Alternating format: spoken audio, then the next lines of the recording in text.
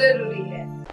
नमस्कार दर्शकों, मैं हूं मीनल और आप देख रहे हैं एमएनएस न्यूज टीवी। स्वागत है आपका शाम की खबरों में। तो चलिए डालते हैं आज की बड़ी हेडलाइंस पर नजर। पाकिस्तान के साथ संघर्ष के बीच तुर्की की क्यों हुई इतनी चर्चा? भारत के खुलकर विरोध में उतरे एर्दोआन। आतंकी रफू की मौत पर शोक क्यों? पत्रकार डैनियल के पिता ने जनाजे की तस्वीर पोस्ट कर पूछा।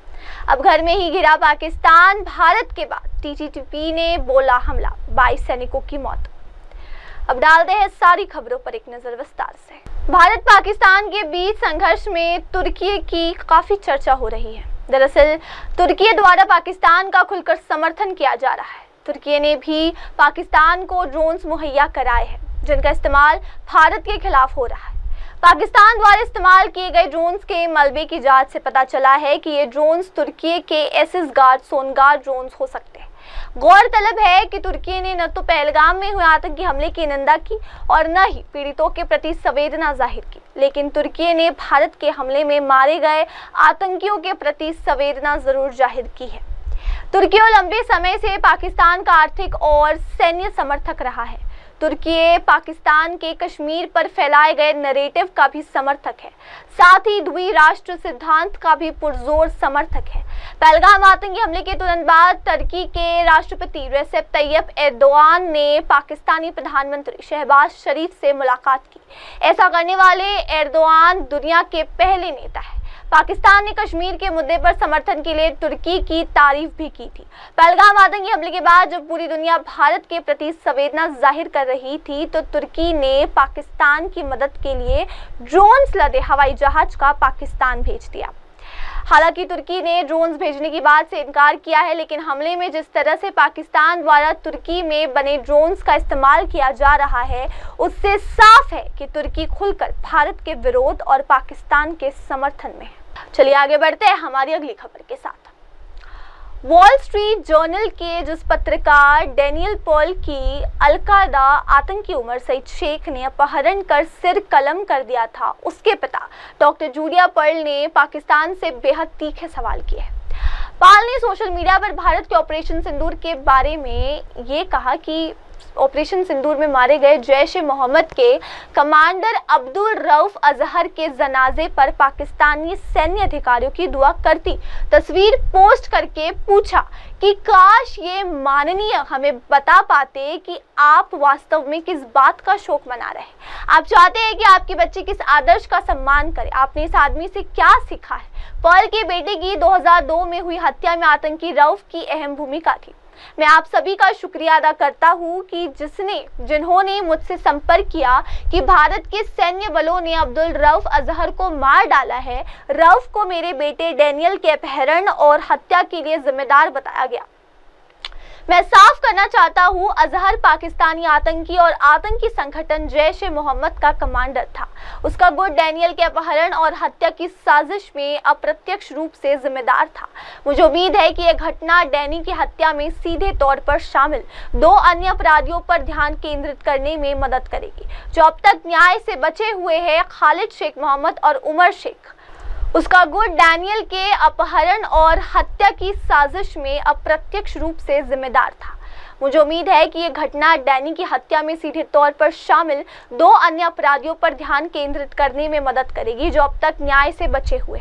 वो लोग थे खालिद शेख मोहम्मद और उमर शेख। अब चलिए डालते हैं नजर अगली खबर पर।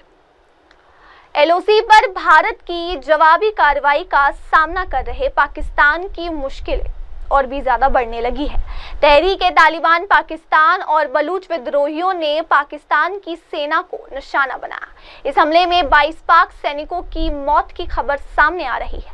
टीटीपी के हमले में 20 पाकिस्तानी सैनिकों की मौत हो गई और बलूचों ने 2 पाकिस्तानी सैनिकों को मार गिराया। डिजिटल डेस्क, नई दिल्ली। भारत से लोहा लेने के बाद पाकिस्तान के लिए एक और नई मुश्किल खड़ी हो गई। तहरीक ए तालिबान पाकिस्तान यानी कि टीटीपी और बलूचिस्तान ने भी पाक सेना के खिलाफ मोर्चा खोल दिया है। इस हमले में 22 पाकिस्तानी सैनिकों की मौत हो गई। वॉर ऑब्जर्वर की रिपोर्ट के मुताबिक टीटीपी ने गुरुवार की देर रात दक्षिणी वजीरिस्तान के डांगे चौकी पर हमला किया, जिसमें 20 पाकिस्तानी सैनिक मारे गए। वहीं बलूचों के द्वारा किए गए हमले में भी 2 पाक सैनिक ढेर हो गए। चलिए आगे बढ़ते और देखते हैं हमारी अगली खबर। भारत और पाकिस्तान के बीच बढ़ते तनाव को लेकर दुनिया भर में चिंता बढ़ती जा रही है। G7 देशों के विदेश मंत्रियों और सिंगापुर ने दोनों देशों से अपील की कि वे संयम बरतें और बातचीत के जरिए विवाद सुलझाएं। G7 देशों में जैसे Canada, France, Germany, Italy, Japan, Britain और अमेरिका के विदेश मंत्रियों और यूरोपीय संघ ने एक साझा बयान में जारी कर भारत के जम्मू कश्मीर के पहलगाम में 22 अप्रैल को हुए आतंकी हमले की कड़ी निंदा की। इस हमले में 26 लोगों की जान गई थी। G7 ने अपने बयान में कहा, हम भारत और पाकिस्तान से अपील करते हैं कि वे अधिकतम संयम बरतें। किसी भी तरह की और सैन्य कार्रवाई क्षेत्र की शांति और स्थिरता के लिए गंभीर खतरा बन सकती है। हम दोनों देशों से तुरंत तनाव कम करने और शांति के लिए सीधी बातचीत करने का आग्रह करते हैं। इस बीच सिंगापुर ने भी इस मुद्दे पर अपनी चिंता जाहिर की। सिंगापुर के विदेश मंत्रालय ने शुक्रवार को बयान जारी कर कहा कि हम भारत और पाकिस्तान के बीच चल रहे सैन्य टकराव को लेकर गंभीर रूप से चिंतित है। हम दोनों पक्षों से अपील करते हैं कि वे तनाव कम करें और बातचीत के जरिए समाधान निकालें। साथ ही दोनों देशों में आम नागरिकों की सुरक्षा सुनिश्चित की जाए। जामिया मिलिया इस्लामिया ने 10 और 11 मई 2025 को होने वाली अपनी प्रवेश परीक्षाओं को जम्मू कश्मीर के छात्रों के लिए पुनर्निर्धारित कर दिया है। विश्वविद्यालय ने शुक्रवार को एक आधिकारिक बयान में कहा, JMI ने 10 और 11 मई को आयोजित होने वाली प्रवेश परीक्षाएं जम्मू कश्मीर के छात्रों के लिए स्थगित करने का निर्णय लिया। यह फैसला भारत पाकिस्तान सीमा पर जारी तनाव और छात्रों की सुरक्षा को ध्यान में रखते हुए लिया गया। विश्वविद्यालय ने स्पष्ट किया कि जम्मू कश्मीर के छात्रों के लिए एक वैकल्पिक तिथि जल्द घोषित की जाएगी, जबकि देश के अन्य राज्यों के छात्र अपनी निर्धारित तारीख पर ही परीक्षा देंगे। जामिया की परीक्षा शैक्षणिक सत्र 2025-26 के लिए है, जो 26 अप्रैल से शुरू हुई थी और 31 मई तक चलेगी। 10 और 11 मई को कई प्रमुख कार्यक्रम की परीक्षाएं होनी थी। ये निर्णय जम्मू कश्मीर स्टूडेंट्स एसोसिएशन और ऑल इंडिया स्टूडेंट्स एसोसिएशन द्वारा विश्वविद्यालय प्रशासन को सौंपे गए ज्ञापन के बाद आया है, जिसमें परीक्षा की तारीख स्थगित करने और जम्मू कश्मीर में परीक्षा केंद्र और छात्रावास उपलब्ध कराने की मांग की गई थी। इस पूरे घटनाक्रम की पृष्ठभूमि में है ऑपरेशन सिंदूर, जो 7 मई को भारतीय सेना द्वारा पाकिस्तान और पाकिस्तान अधिकृत कश्मीर में आतंकी शिविरों पर किए गए जवाबी हमले के रूप में शुरू हुआ। ये कार्रवाई 22 अप्रैल को पहलगाम में हुए आतंकी हमले के जवाब में की गई थी, जिसमें 26 लोगों की जान गई थी, जिनमें 25 पर्यटक शामिल थे। बीते 3 दिनों से पाकिस्तान सेना की भारी गोलाबारी के चलते बारामूला, कुपवाड़ा और बांदीपोरा जिलों में हजारों नागरिकों को सुरक्षित स्थानों पर स्थानांतरित किया गया था। चीन भारत पाकिस्तान संघर्ष को एक रियल टाइम वॉर लैब की तरह देख रहा है, जहां से वो भारत के रणनीतिक हथियारों के operation, command and control network और मिसाइल लॉन्च पैटर्न की जानकारी निकालने की कोशिश कर रहा है। पहलगाम आतंकी हमला करवाकर पाकिस्तान सोच रहा था कि वो बचकर निकल जाएगा, लेकिन भारत ने जो कहर बरपाया है उसने आतंकियों को पालने वाले इस देश की कमर तोड़ दी। भारत ने पाकिस्तान के 3 एयरबेस को तबाह कर दिया, जिसे पाकिस्तान ने खुद कबूल किया है, लेकिन पाकिस्तान पर होने वाले भारतीय टारगेट पर चीन गिद्ध की नजर गड़ाए बैठा है। चीन भी भारत का दुश्मन ही है और इस बार भी चीन पाकिस्तान का साथ दे रहा है। पाकिस्तान के विदेश मंत्री इशाक डार ने खुद कबूल किया है कि सैन्य कार्रवाई के दौरान चीन के राजदूत सुबह 4 बजे तक अपनी टीम के साथ उनके दफ्तर में मौजूद थे। यानी आप समझ सकते हैं कि चीन और पाकिस्तान के बीच कैसा गठजोड़ है। समाचार एजेंसी रॉयटर्स की रिपोर्ट के मुताबिक चीन की people's liberation army Bharat Pakistan के इस संघर्ष से जुड़ी है। चाहे वो भारतीय ब्रह्मोस क्रूज मिसाइल का इस्तेमाल हो, एयर डिफेंस सिस्टम की तैनाती हो या फिर भारतीय नौसेना की गतिशीलता हो, उसे बारीकी से रिकॉर्ड कर रही है। अब देखते हैं हमारी अगली खबर। अमेरिका की ट्रंप सरकार ने अवैध रूप से रह रहे प्रवासियों के लिए स्वनिर्वासन कार्यक्रम की शुरुआत की है। अमेरिकी राष्ट्रपति डोनाल्ड ट्रंप ने एक नए कार्यकारी आदेश पर हस्ताक्षर कर देश के इतिहास में पहली बार स्वनिर्वासन कार्यक्रम की शुरुआत की।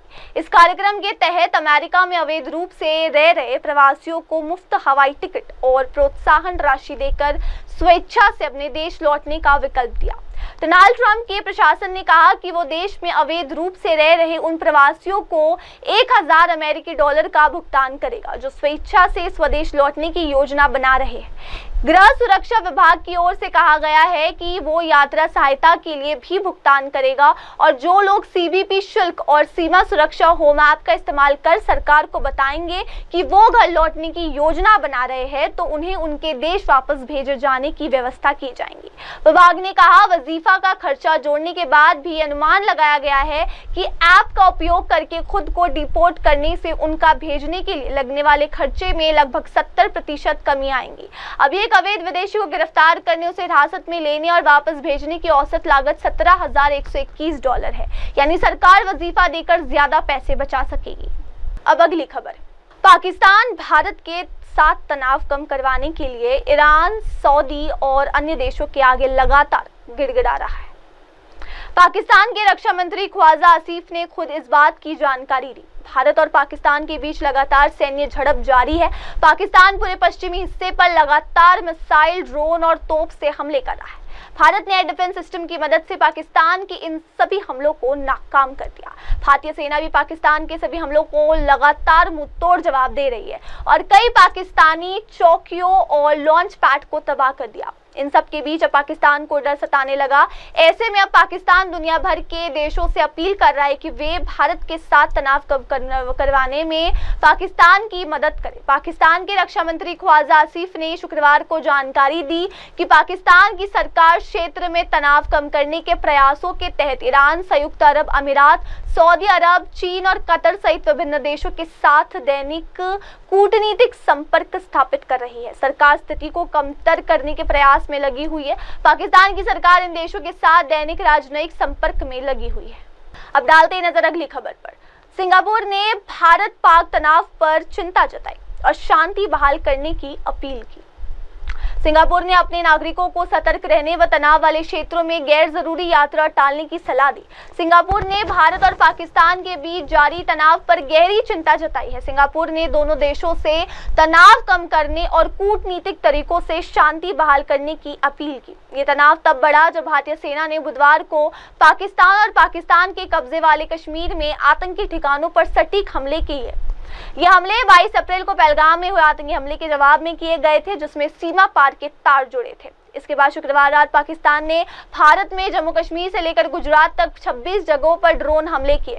दोनों पक्षों से अनुरोध है कि तनाव कम करें। सिंगापुर के विदेश मंत्रालय ने शुक्रवार को एक बयान में कहा कि 22 अप्रैल को जम्मू कश्मीर के पहलगाम में हुए भयानक आतंकी हमले के बाद भारत और पाकिस्तान के बीच चल रहा सैन्य टकराव चिंताजनक है। बयान में आगे कहा गया, हम दोनों पक्षों से अनुरोध करते हैं कि वे तनाव कम करें और आम नागरिकों की सुरक्षा सुनिश्चित करें। सिंगापुर ने 22 अप्रैल के आतंकी हमले की कड़ी निंदा की थी, जिसमें 26 लोगों की जान चली गई। आतंकियों ने हमलों के दौरान लोगों का धर्म पूछकर उनकी नृशंस हत्या की थी। 7 मई को सिंगापुर के विदेश मंत्रालय ने अपने नागरिकों को जम्मू कश्मीर और पाकिस्तान की गैर जरूरी यात्रा टालने की सलाह दी है। मंत्रालय ने कहा, भारत पाकिस्तान सीमा क्षेत्रों में सुरक्षा स्थिति अस्थिर है, यात्रियों को विशेष सावधानी बरतनी चाहिए। सिंगापुर ने भारत और पाकिस्तान में रह रहे अपने नागरिकों को सतर्क रहने, भीड़भाड़ वाली जगहों से बचने, स्थानीय खबरों पर नजर रखने और स्थानीय अधिकारियों के निर्देशों का पालन करने की सलाह दी है। सिंगापुर ने दोनों देशों से शांति और बातचीत के रास्ते अपनाने की गुजारिश की ताकि क्षेत्र में अमन चैन कायम हो सके। दर्शकों, फिलहाल वक्त हो गया है ब्रेक का। ब्रेक के बाद लौटेंगे और जानेंगे दुनिया भर की तमाम खबरें। आगे की खबरों के लिए आप बने रहे मेरी सहयोगी श्रद्धा तिवारी के साथ। तब तक के लिए देखते रहिए MNS न्यूज़ टीवी। नमस्कार। आप देख रहे हैं MNS न्यूज़, सच जरूर।